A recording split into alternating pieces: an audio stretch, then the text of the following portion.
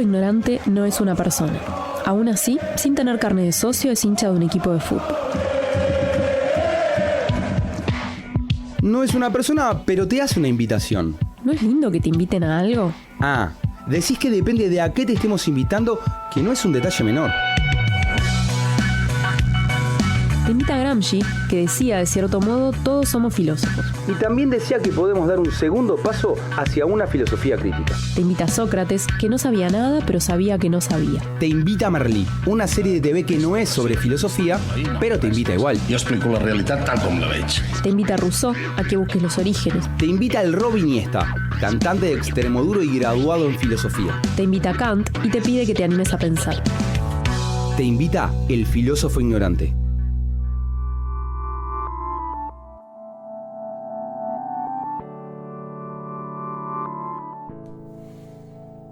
Muy buenas noches, ¿cómo andan todas y todos por ahí? ¿Cómo andás Florencia? ¿Cómo andás Marce? ¿Cómo andan? ¿Cómo andás Pati? ¿Cómo andás Florencia? Bien, nos contesta Florencia. Yo no sé si eso sale al aire que estoy escuchando yo.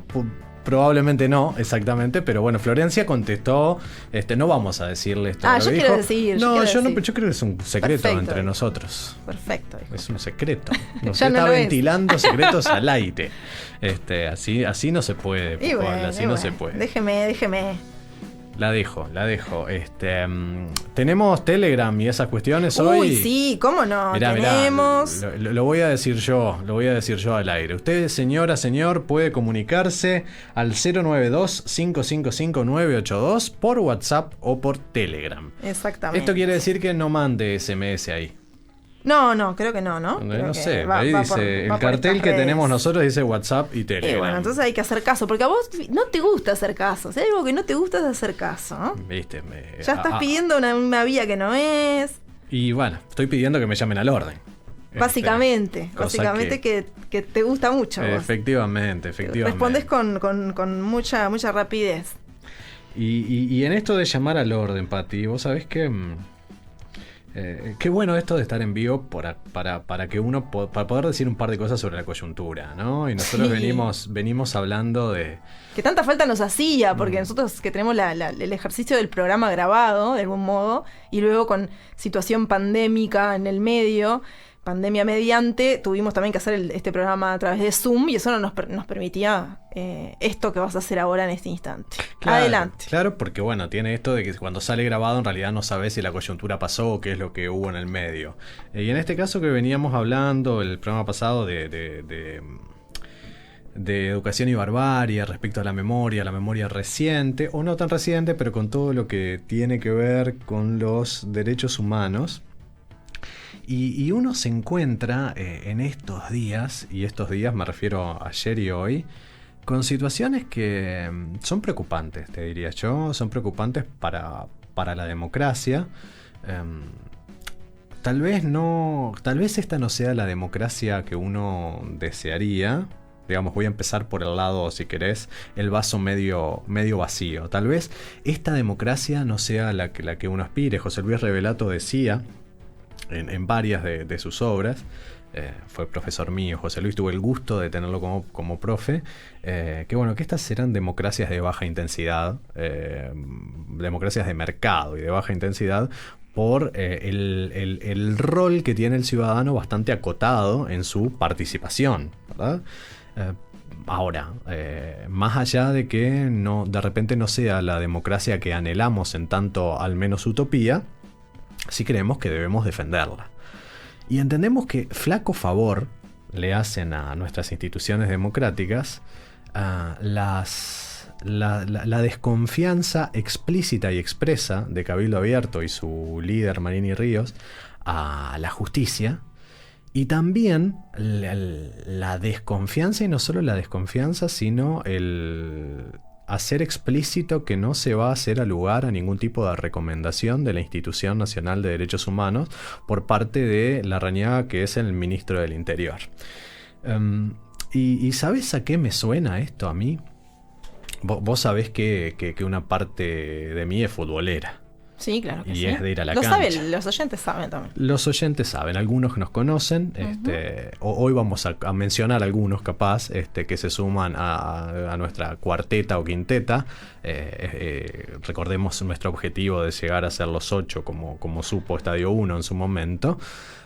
Pero volviendo, vos sabés esta cuestión futbolera y también sabés que a mí en algún momento me han dicho... Vos, Marcelo, demasiado Kant para el fútbol, demasiado fútbol para Kant. Y vos sabés que yo soy de esos tipos que va a la cancha... Kant era un puntero derecho, quiero entender. Efectivamente. Era. Puntero derecho. En algún momento. Puntero derecho de la selección de Königsberg. Me parecía así. Ciudad de la cual parece no haber salido, pero caminaba mucho por allí. Bien. Y hacía grandes centros. Pero más allá del chiste, soy de esos que van a la cancha e incluso discute con sus propios compañeros de tribuna cuando la decisión de un juez nos es favorable pero injusta. Es decir, a mí no me gusta eso. ¿Por qué te traigo a colación esto? ¿O por qué te traigo a colación, por ejemplo, el comportamiento que yo diría? ¿Quién se comporta así? Como un hincha Trump, Donald Trump. Donald Trump en este momento está diciendo, viste que hay elecciones ahora en Estados Unidos en noviembre, que si él pierde seguramente sea porque hubo fraude y por lo tanto no sabe si va a reconocer los resultados de las elecciones. Y a mí me parece que esta actitud antidemocrática, porque cuando uno desconfía de los poderes del Estado y de las instituciones democráticas del Estado, lo que está haciendo es desconfiar de la democracia. Esta actitud, tanto del ministro del Interior como del líder del partido Cabildo Abierto, tiene que ver con esa postura de hincha o esa postura de Trump, porque de alguna manera cuando los procesos y los resultados nos favorecen, bueno, la justicia o quien fuere actúa de forma limpia, de forma neutra, de forma objetiva y de forma independiente. En cambio, cuando esos procesos no nos resultan muy favorables o cuando las recomendaciones de la Institución Nacional de Derechos Humanos tiene que ver con que corrijamos determinados procederes, bueno, ahí desconfiamos de las personas que ocupan esos lugares, que no es otra cosa que desconfiar de cómo funcionan las instituciones en sí, porque las instituciones tienen que trascender a las personas que ocupan esos lugares. Y de alguna manera me parece que es embarrar la cancha. Sí, claro. Claro, y aparte se vuelve, de algún modo, se vuelve como materia opinable y al mismo tiempo nada objetivable de alguna manera, con argumentación, ¿no? O sea, porque a uno también empiezan a aparecer los pareceres, las sensaciones, y es complejo, ¿no? Y atrás no hay argumento, no hay pensamiento, no hay discusión, y ahí esa parte es la que, con un solo comentario, porque claramente estas personas que vos traías, que vos traes hoy a este programa, ocupan un cargo y tienen un rol público, entonces que lo digan desde donde lo dicen, es, sí, por lo menos muy llamativo, pero al mismo tiempo no es aceptable de ningún modo, ¿no? No es aceptable. Exactamente, pero además viste que acá también se entra a confundir, y no quiero irme demasiado más sobre el tema, pero se entra a confundir la cosa con la libertad de expresión, ¿no? Es decir, bueno, pero entonces no tienen derecho a expresar lo que sienten. Tienen derecho. Tienen responsabilidad también. Tienen responsabilidad, pero además una cosa es que vos te expreses sobre un caso puntual, que quieras decir que estés en desacuerdo con un fallo puntual de la justicia o con una recomendación puntual de la Institución Nacional de Derechos Humanos.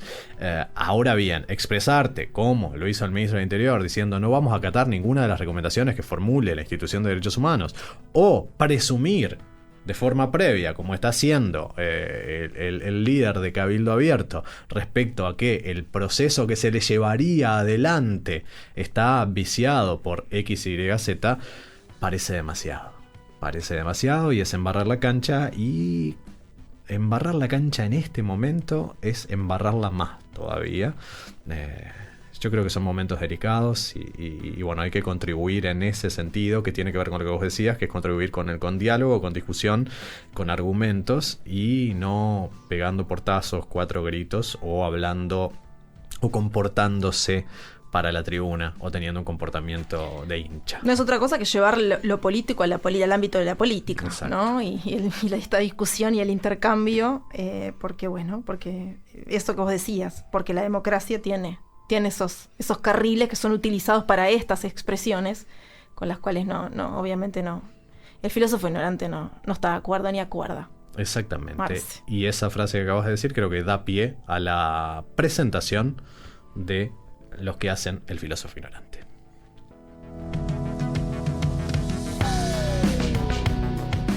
Marcelo Fernández Pavlovich fue apodado como filósofo por una tal Patricia Pujol.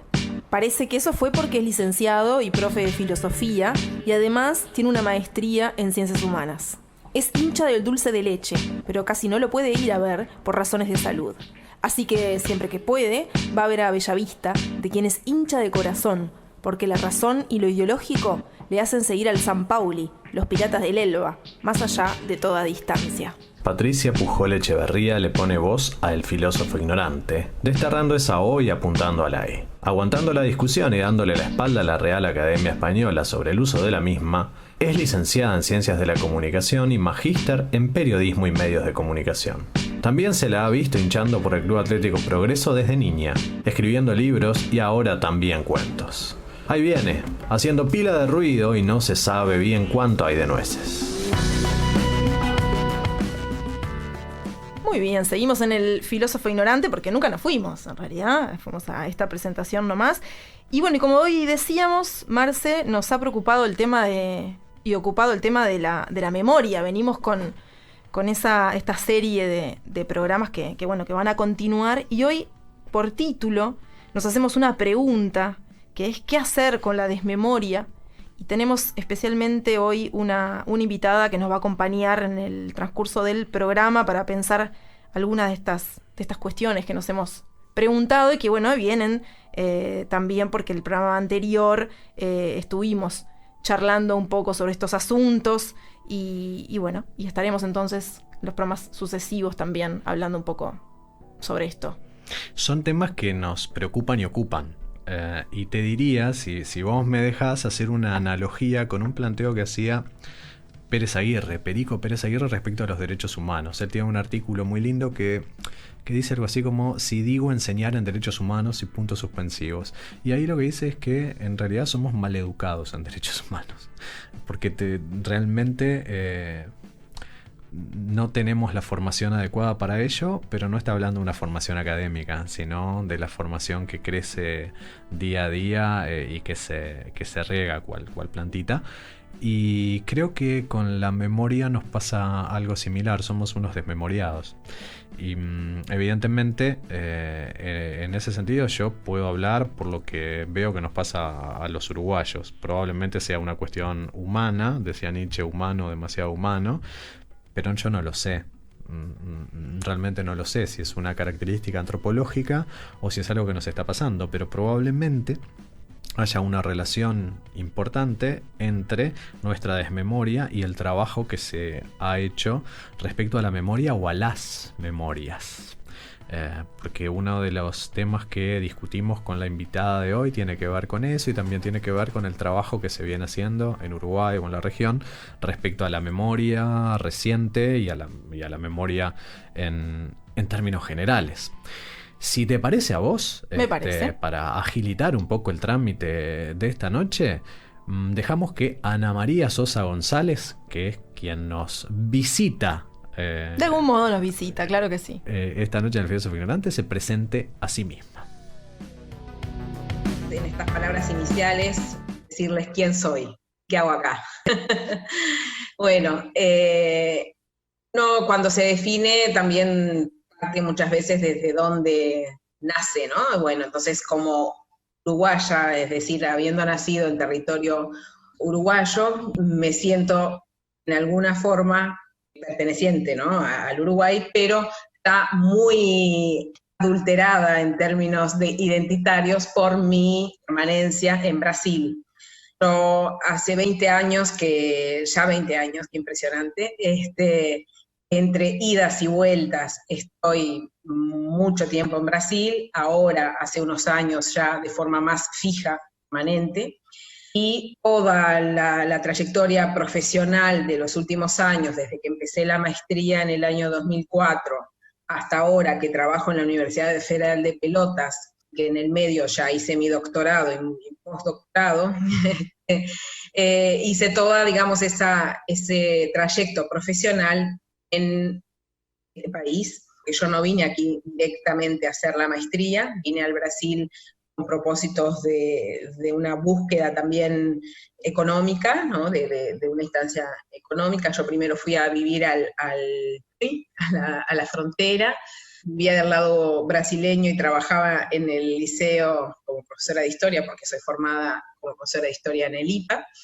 y trabajaba entonces en los liceos del Chuy y de la Coronilla durante 2 años, y luego ahí sí ya me vine para el Brasil. Estando aquí fue que tuve la oportunidad de presentarme a la selección que hubo para entrar en la maestría de la Pontificia Universidad Católica, y por suerte lo pude hacer con beca, lo cual, si no hubiera sido así, no hubiera sido posible, porque no tenía los recursos económicos para pagar, es bastante cara la educación privada aquí en el Brasil, y bueno, entonces soy muy grata de haber tenido esa oportunidad, ¿no?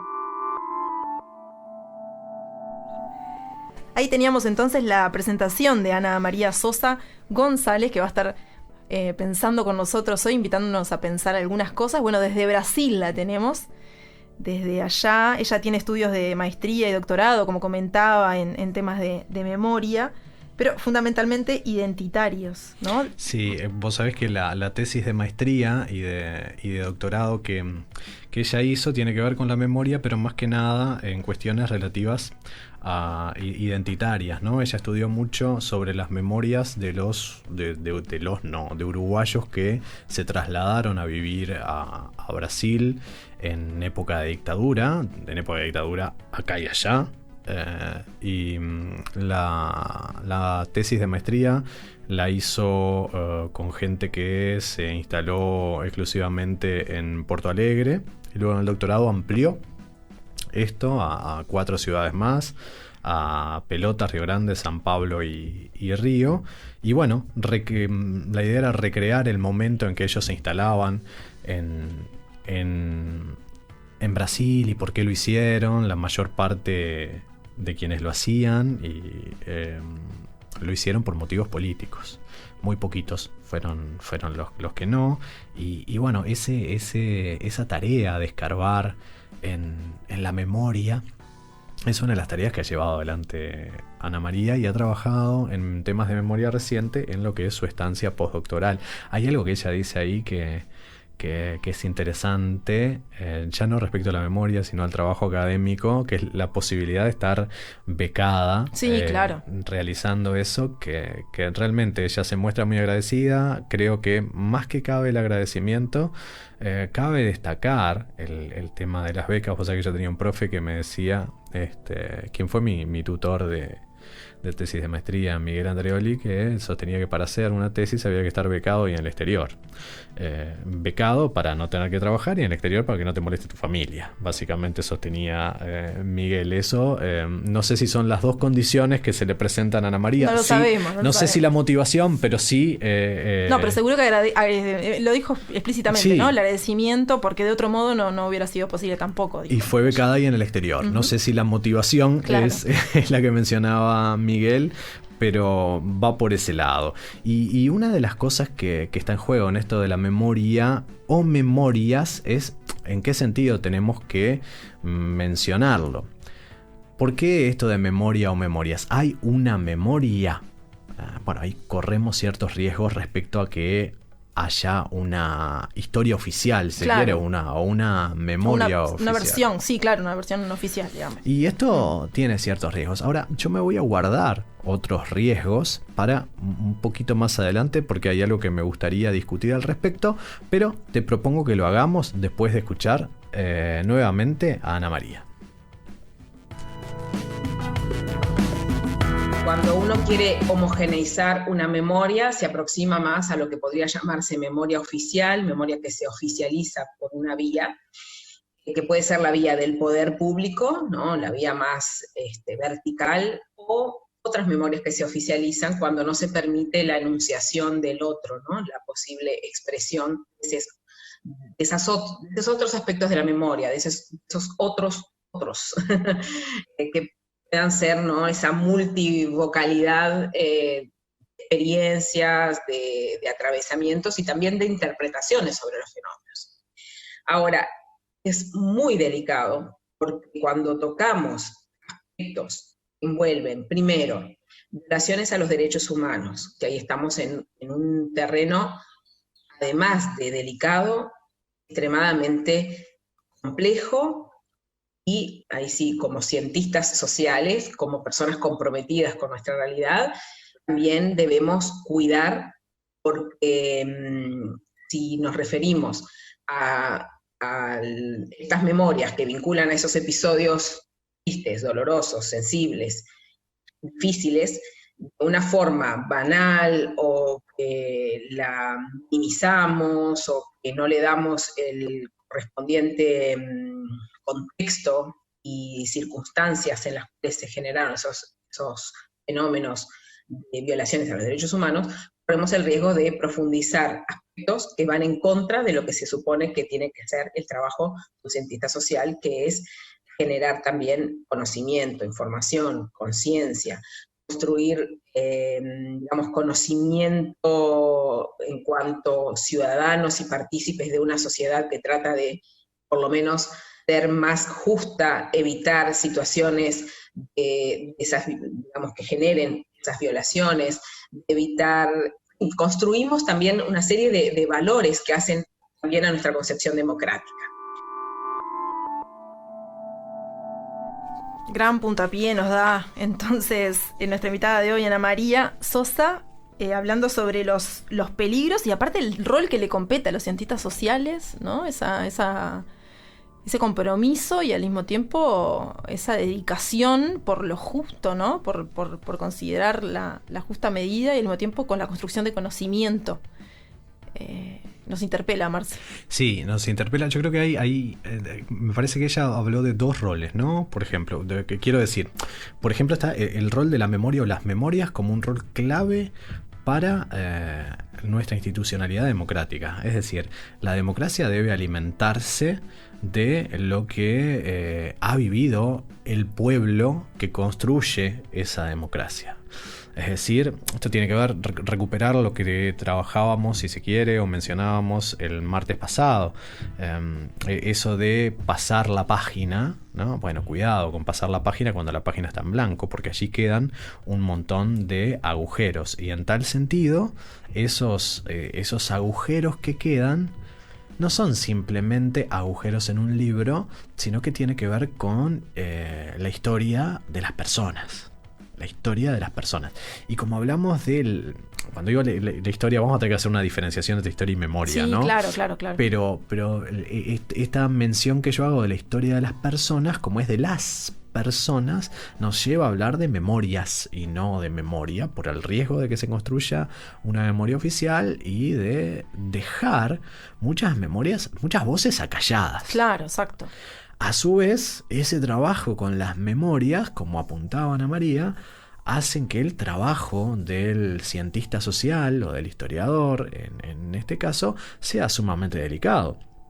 Porque tenés por un lado el riesgo de construir una memoria oficial y por otro lado el riesgo de banalizar esas memorias con la consecuencia de que banalizarlo como, bueno, descontextualizando, restándole valor a las palabras de la persona, con la consecuencia que tiene en el reconocimiento de la memoria del otro. Y a mí la categoría de reconocimiento me parece particularmente importante. Es una categoría que ha estado bastante en boga en filosofía moral últimamente. Cuando digo últimamente me refiero de 20 años a esta parte, a través de Axel Honneth y Nancy Fraser, que estudiaron mucho el tema. Y a mí me parece que esto es importante, el tema del reconocimiento como categoría moral, porque cuando nos reconocen como personas, nosotros nos sentimos valorados en tanto personas. Te voy a poner un ejemplo bastante tonto que seguramente alguna vez te ha pasado a vos, Pati. A mí por lo menos me pasó más de una vez. Entrar a un lugar, a una sala. Yo te diría una sala de profesores o una administración de... Me ha pasado poco. Claro, pero eso lo pongo como ejemplo personal. Pero bien. Vos imaginate alguna otra sala que te sea más adecuada a tu historia personal. Decir buen día y estar en la situación del hombre invisible. Nadie ausencia levanta de respuesta completa. Bueno, eso justamente, esa ausencia de reconocimiento es menosprecio.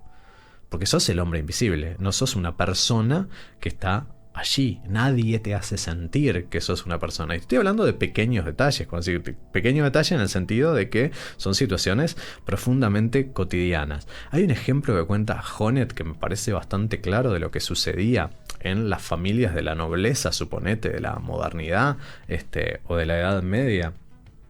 Viste que en la nobleza se vestía, sobre todo las mujeres, con vestidos muy largos, se tapaban hasta el tobillo, hasta el cuello. Sin embargo, se desnudaban ante sus criados. ¿Sí? Así que de hecho eran quienes las ayudaban a vestirse o desvestirse. ¿Esto es por una cuestión de confianza? ¿Es por una cuestión de que se sentían más cómodas? No, esto es por una cuestión de invisibilidad. Es decir, las podían ver esos criados porque no eran reconocidos como personas, porque no importaban, básicamente. ¿Cuál es la relación que yo estoy planteando en este caso con las memorias? Bueno, que cuando vos acallás las memorias o cuando vos las banalizás, estás menospreciando la memoria de, en algunos casos, gente que atravesó por situaciones muy delicadas en cuanto a violaciones de los derechos humanos, en cuanto a la humillación, en cuanto a la tortura, y por eso debe ser un trabajo muy delicado, no solo en lo que es el cara a cara, sino como uno recoge esa memoria y cómo la comunica. Claro, cómo la plasma luego, ¿no? Para compartirla. Exactamente. Entonces el trabajo con las memorias, que tiene también otros riesgos, conlleva para todo aquel que lleve adelante el trabajo el cientista social que lleva adelante una investigación, conlleva una responsabilidad sumamente importante y que te diría que es doble en el sentido de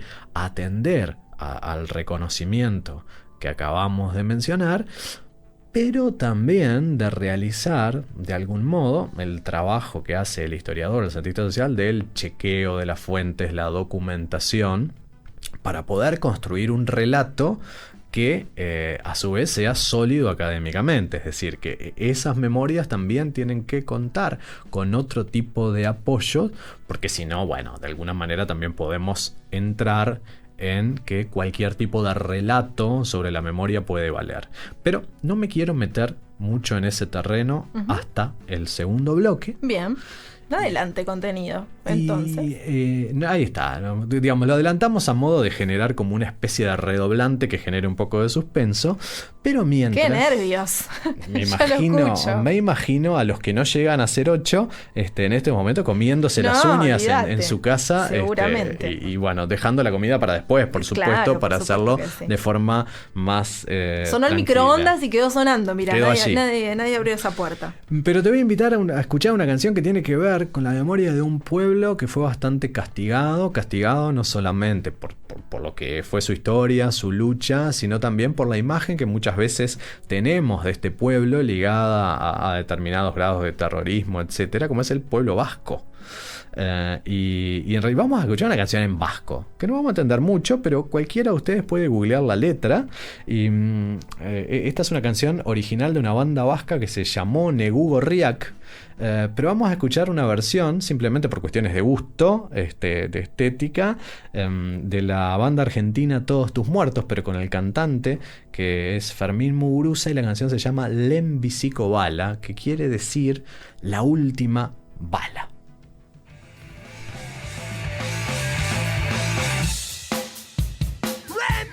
Bala.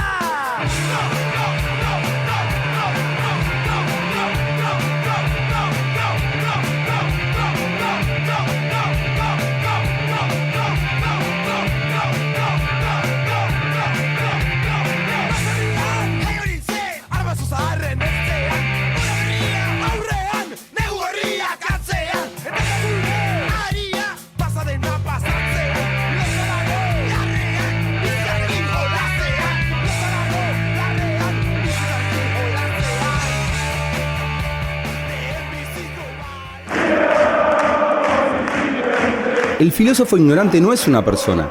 Aún así, es un hincha de equipo de fútbol por elección y por cuestiones ideológicas. El filósofo ignorante.